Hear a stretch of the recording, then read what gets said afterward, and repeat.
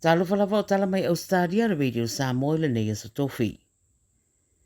O whailopa po lengo le palemia o Ausetalia Anthony Albanese e whaatatau I whainga le saunga le muma mionga le manuia I le South China Sea ma ia whailoa I le whete na inga I le wao wa a saina malatu Filipino I le vai aso nei lava. O whaia whaamtalanga ia le taitai o Ausetalia I le whai ui ua I o le whonu tanga tolu aso sa whaia I me le pone. O una ia ia taitai o le atu Asia le whaatala noa o mata upu e ese ai na ilo le whaia o ni wha matau. Wai mai ni pote le vasa nei lava na wheto a iaiva a le Coast Guard a saina ma le atu Filipino le South China Sea wai mai to a whale au wa a le atu Filipino lo manunu ai. Wai mai Albanese o le bevesi e whaapole nei Ausetalia I le lei mai iei ni lamatianga o iai mai u ina whaatupula ia.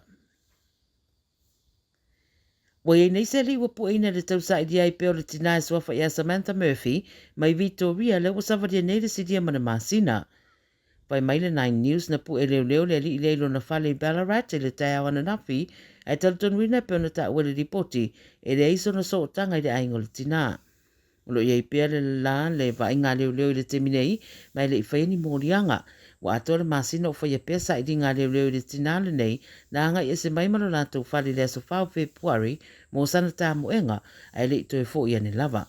O Samantha, lima sutasi tausanga I lua tele lo lato wha itua wai whai fo I le lato pisinisi di pia ta vale mai tele fo I le saola tina I mea whai le community. Lo o wha o pia I le sore su e ngā leo I le uapu eina. Pe amale lima sa furu wafe tangata ua lafo iai se text e lapata iai latou, sa iai o latou so tanga inisi ua fata ua ina o ni drug runners, ina ua maua le leo ni usawalese, ni telefoni ua masalomia o lo whaatino ai le whainga e whaingoa o le dial a dealer I sini. Wa apewila le tausanga na te neina whaatu ina le Strike Force Wessex, e su e kulupu sol tu la fono e au fia le sapalaya o fuala au whaasa ina le stete.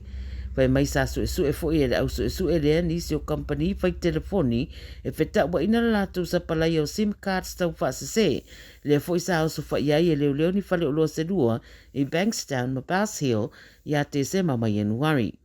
Wai mai na maua ia SIM cards se false SIM cards e o atu le tau le sidia ma le se lau se furu wafe. Ta ue leo e te tele wa mori e le mata upule nei mai su e ngana fai ia I Februari.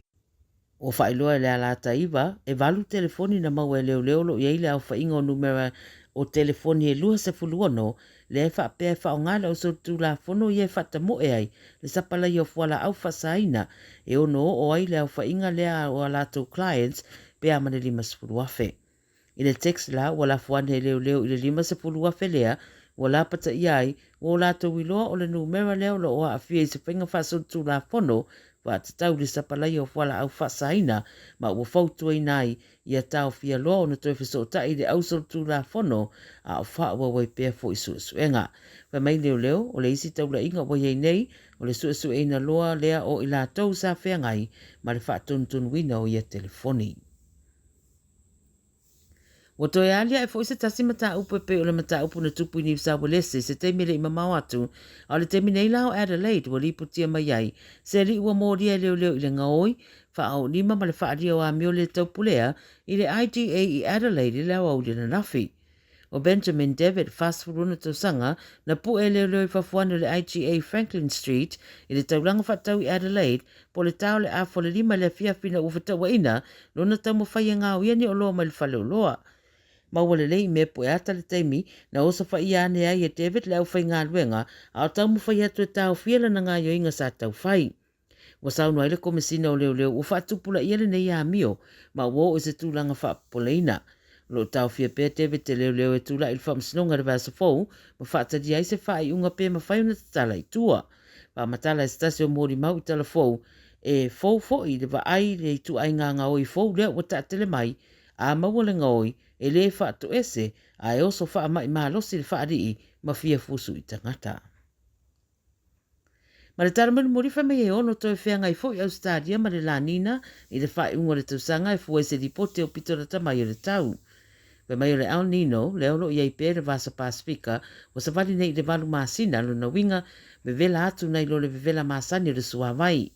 O le El Nino e longo fie I le tau vela ma mango e meise lava I stete li tu sa sae o Ausetalia. Peita I lafa e mai le maa ai tau le El Nino sa iai le Pasifika talwai nei wa muria i tau e tolu so o lava o le la nina le sa afu wai le tele o timunga ma tau malu wai le ea.